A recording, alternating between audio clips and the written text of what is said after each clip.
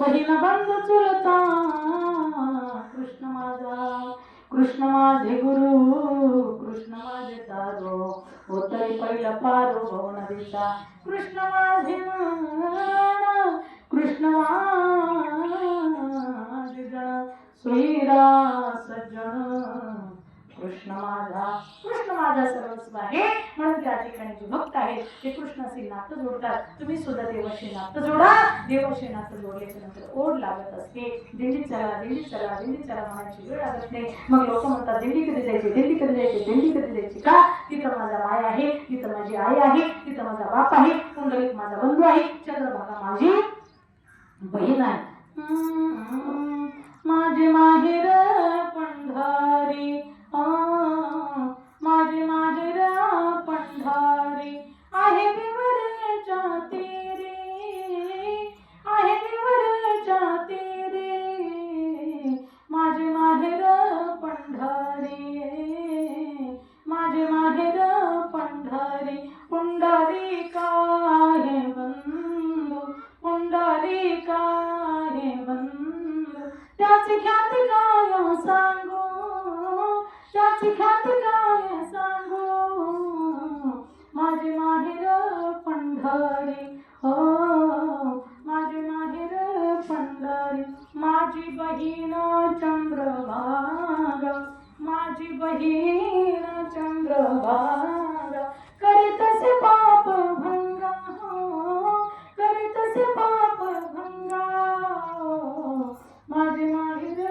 पंढरी, हो माझे माहेर पंढरी, बापानी माया, बापानी माया, माझी विठ्ठल रखुमाई, माझी विठ्ठल रखुमाई, माझे माहेर पंढरी, हो माझे माहेर पंढरी, एका जनार्दनी शरण, एका जनार्दनी शरण, करी माहेराची आठवण, करी माहेराची आठवण, माझे माहेर पंढरी, हो माझे माहेर पंढरी, आहे विवरेच्या तीरे, आहे विवरेच्या तीरे, माझे माहेर पंढरी, माझे माहेर पंढरी. हो किती गोड अभंग आहे. माझ्या नाथबाबांनी या ठिकाणी रचना केली. पुंडलिक माझा बंधू आहे, चंद्रभागा माझी बहीण आहे, विठ्ठल रुक्माई माझे मायबाप आहे, म्हणून मी त्यांना शरण जात आहे. का जनार्दनी शरण. कशामुळे?